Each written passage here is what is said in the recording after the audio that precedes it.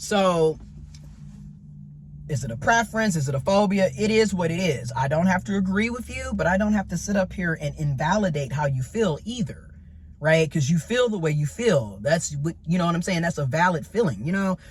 And then you have people say, well, you're intersex, you're trans, date other intersex and trans people.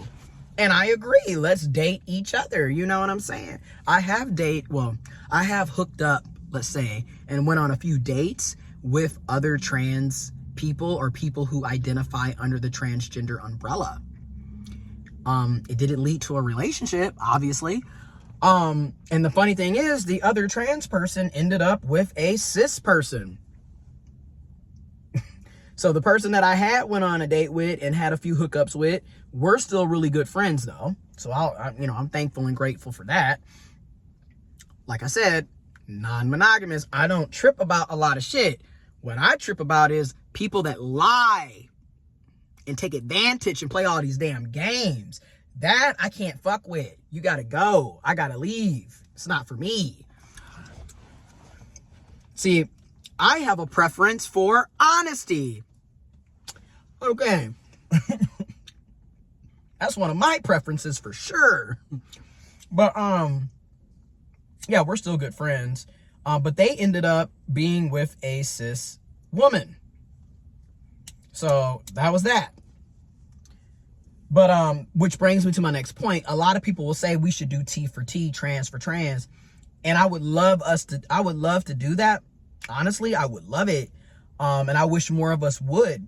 But the reality is there's only 1.6% of us currently, at least with the current data that's out there. We are literally less than 2% of the population. So looking at it from a numerical standpoint, there's not enough of us for us all to only date each other. We're not that big of a population, at least currently. Okay, with the information that we have, there's not that many of us for each of us to exclusively date each other. So that leaves the other population, which currently, as of right now, with the data that we know of, 98.4% of the population is cisgender. So you're more likely going to run into another cis person before you are to run into a trans person or someone that is under the transgender umbrella or another intersex person. So one of the reasons why some of us argue that these preferences are transphobic is because of that very fact. There's not a lot of us. So when you're in a setup where there's not a lot of us, and yet you still should have the option and the opportunity to date and have romantic relationships, but when the other 98% of the population isn't interested in you based off of one characteristic, it does become rather phobic because damn, you don't even give us the time of day based off of one fucking characteristic of us.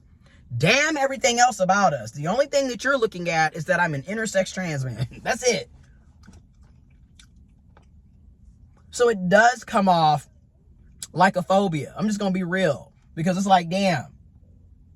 You know, it doesn't really give trans people, intersex people, an opportunity to actually meet folks. It just doesn't. Because off rip, we're not even being seen as candidates. And then if we are being seen, it's to fuck us. For us to be your fetish. For us to be sexualized. Because that's the other thing. People will sit up and tell you that, you know, either directly or indirectly, aka Mr. I don't do titles or labels. I can't take pictures with you. I don't want to be seen in public with you. Yeah, I can only hit you up at nighttime. Yeah, I only want to see you at my house. Yeah, anyways. Or Mrs. or they, them. Okay, because you got cis women doing the same shit that cis men are doing to trans people. I mean, it's happening all the time. That their preference indirectly or directly is they're not into trans people, but yet they're on Grindr in your fucking inbox trying to fuck all the time. So it's like, if you're not into me, then why are you trying to have sex? Why are you flirting with me behind closed doors? Why are we laid up cuddling and kissing and all this other shit? Like, you're not into me, then don't be into me completely. Leave me alone. I don't want to see you for sex either then. But that's what I mean by, in my experiences, it's a lot of confusion. It's like, shit, you know, you don't like me, you don't want me, I'm not your preference, but yet you spent 2.5 years dealing with me. And you're going to spend 2.5 years with somebody that you don't like?